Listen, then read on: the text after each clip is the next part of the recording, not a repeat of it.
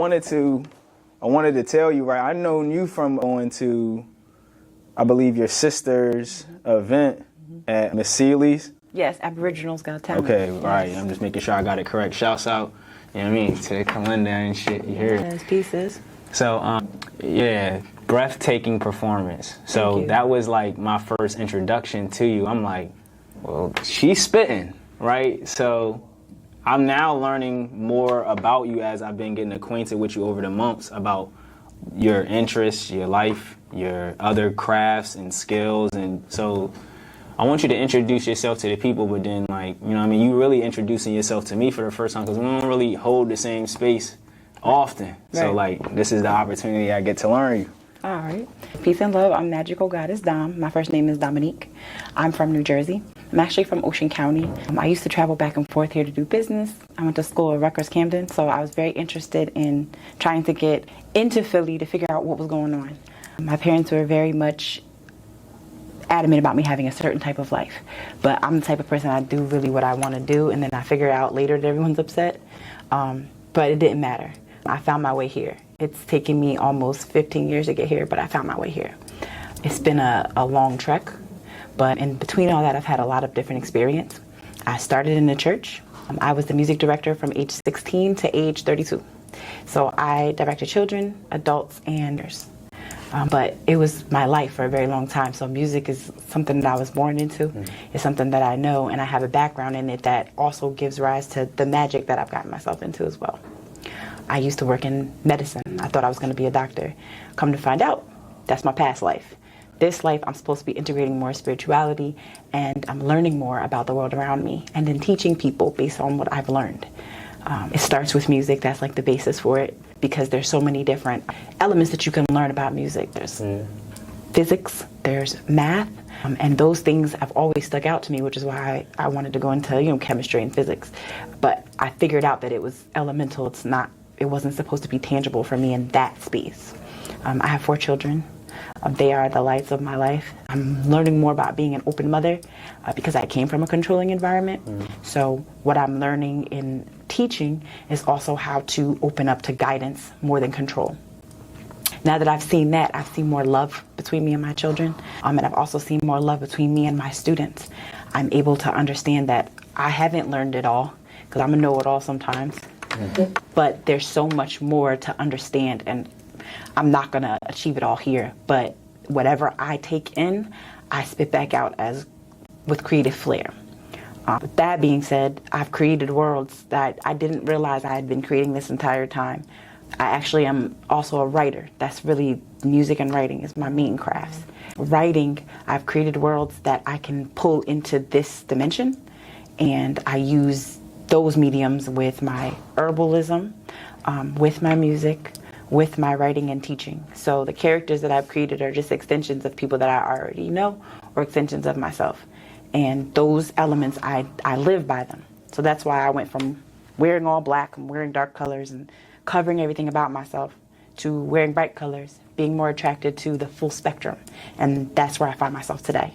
And that is why Philly appeals to me as well. Word.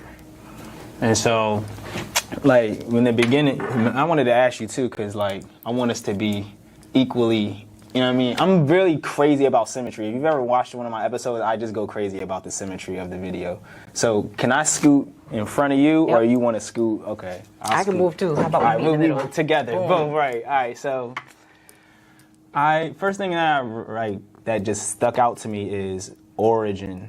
Like you said, I suck with like names and remember them. Orange, or what was the first place you said you were from? I am from Ocean County. Ocean County. I was going to say Orange County. Like, y'all know I was going to Cali with it, right? So, Ocean County. So, I'm really big on origin stories because I'm from the UK because my folks was in the military. So, I lived there for like 5 years, and then I moved to VA. You know what I mean? And then that's how I ended up in Newport News, Virginia. And so I'm big on origin stories. So like, how did you end up, like, what is Ocean County? Yeah, like, I want to just learn a little bit about that. Ocean County is like, you know how Jersey is known for its beaches. It's known for the shore. Yeah. Literally Jersey Shore, where they filmed that over in Seaside, that's the beach that I grew up with all my friends going to and hanging out. Yeah. My ex-husband is from Long Branch. That's right up the highway, up the parkway. Okay. We had a lot of, I want to say like, I don't want to say that it was centered around the beach, but the beach was a major part of growing up, being near the shore or seeing people coming in and traveling from different places. So we didn't know what we were at. We didn't know we were in a rich area.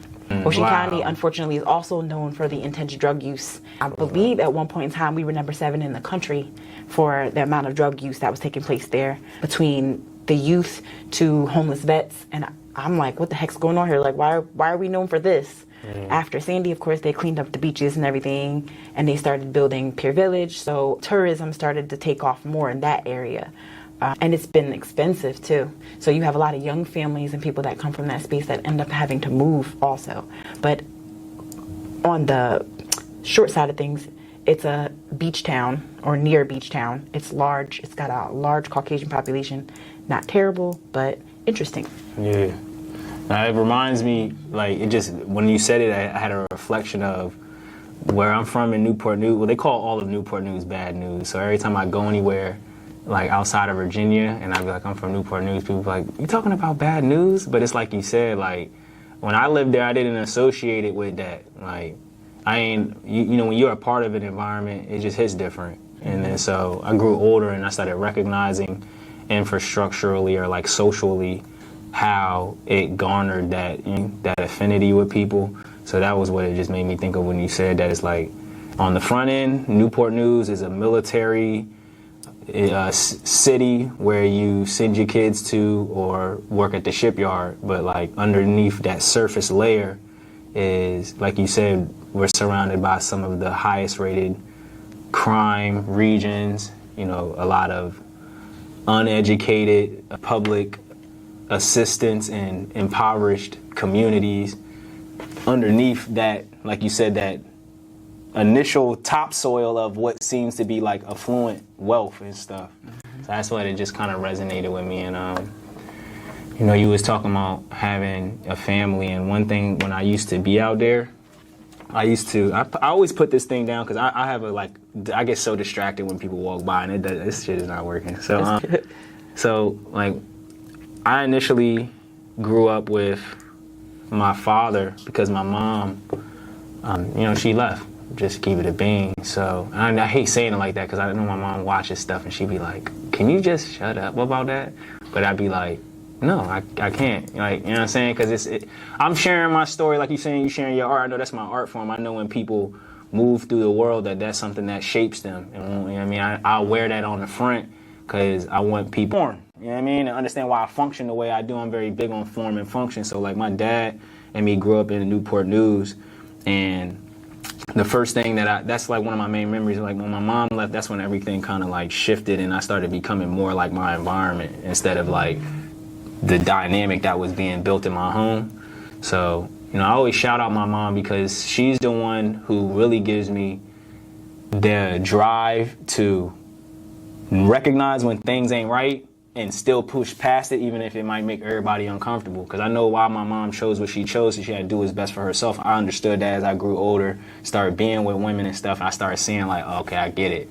You feel me? But like, what have you mentioned how that less control, more guidance in your dynamic with your family. Like, I'm just interested in your point of view as a mom too, because like that always just moves me. Like anytime I talk to moms, because of my situation or my circumstance of like our relationship with my mom, it just make me think about how other moms be thinking and shit. Well, my relationship with my mom is interesting. My mom was my pastor, so it was a controlling relationship, but not in a way where I saw it like that at first. I knew it was like that, but I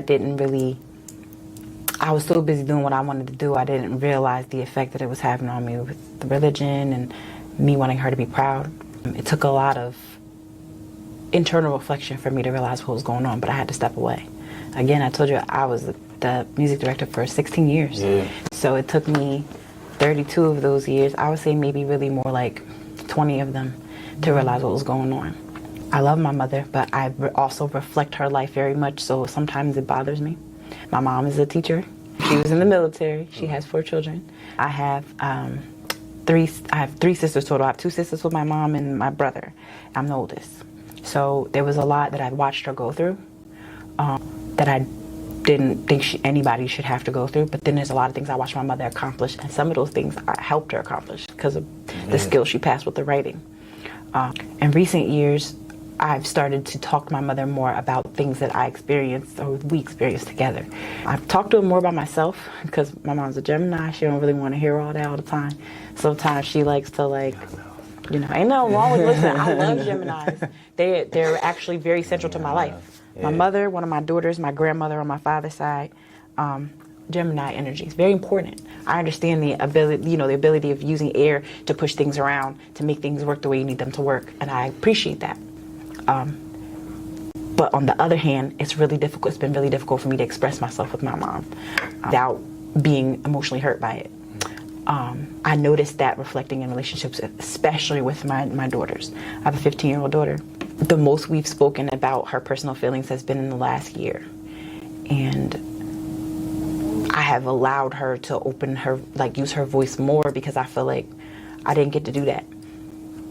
No offense to my mom talk over me a lot, even when we are having a benevolent conversation. So I had to learn how to be quiet when my children were speaking and listen to what they're saying so I understand where they're coming from. And then my mom has also influenced my decision to get married young to somebody that wasn't a bad person, just not a good person for me.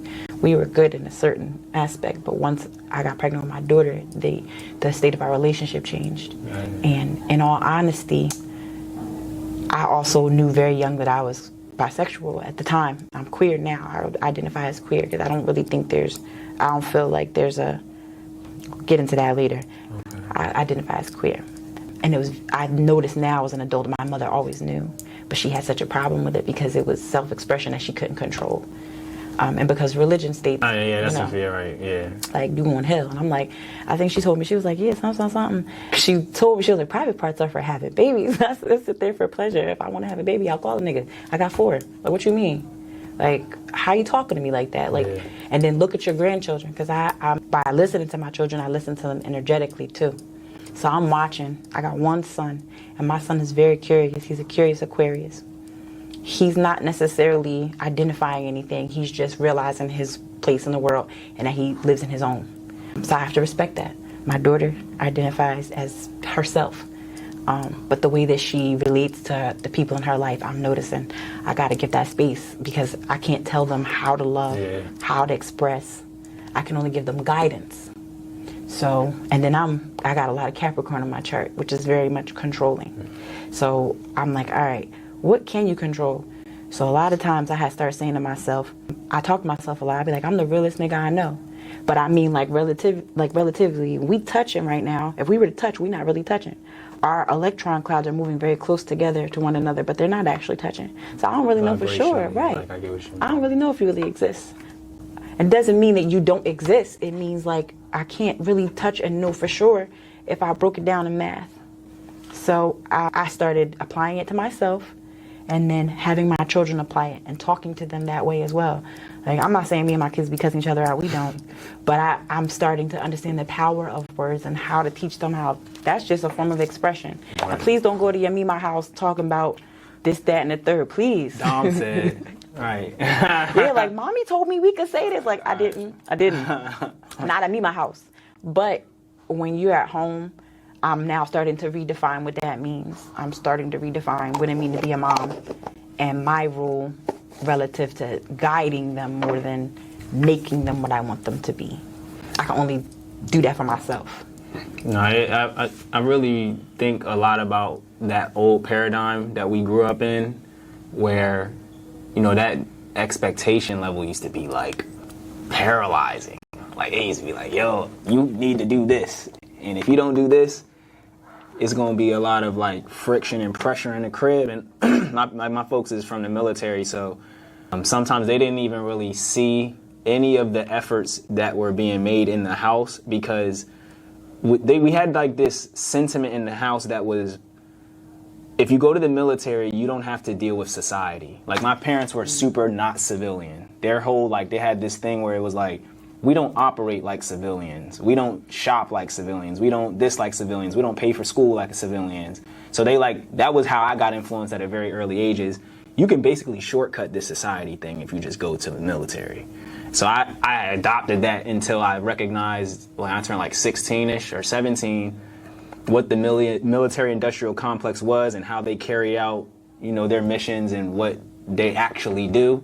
And, spiritually, it just didn't align for me. So I backed out of that. And that caused a lot of like disappointment in my parents as an adolescent. So what you were saying, just kind of like that paradigm, and most of the people I talk to, that's one of the more like driving factors for what they either do identify with or they got to reverse engineer so that they can find themselves. So I always ask people that are my peers like about their relationship with their children as well, because I want to know more about it. Gives me insight on the future, like what it's going to look like, because I don't got no kids yet, but I'm in that chapter now where I want to start a family, and that's why I've been becoming more intentional with like conversations and the people that I'm putting around me and the environments I choose to invest in. So it's like I want to shift to a different idea of the conversation, because you mentioned the background in music, and I'm acquainted with that, but I want to take some time to get introduced to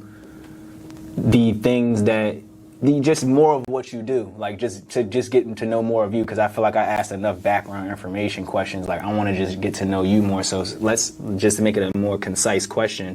Since that time I saw you at the event, at the Aboriginals event, what have you been doing? Like what's like, just catch me up to what you've been on since then. I left Jersey. Long story short, me and my kids were split for a little while. We're coming back together.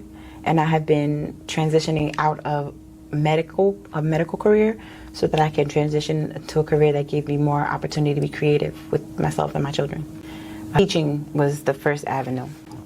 So I've been working on that, and also working personally on writing music just for myself. And if I'm called to share it, I share it. And also cultivating that in my children, so watching what they do. And being like, okay, well, this is what mommy's doing, so show me how how do you do that? What show did you write with it? So integrating my inner child with my current children, and then learning from other children that I teach or that I'm around in the schools, and just utilizing that magic. That sounds crazy. I'm not siphoning energy from children. I'm sharing it. Let me say it like that, because that sounded crazy. Yeah, that sounded crazy. But yeah, sharing magical energy with different creative forces that are younger and that need a little bit more guidance, and that need us to be more of ourselves so they can have the courage to be themselves. Yeah, and now I think I have like mad questions, because what do you like with kids?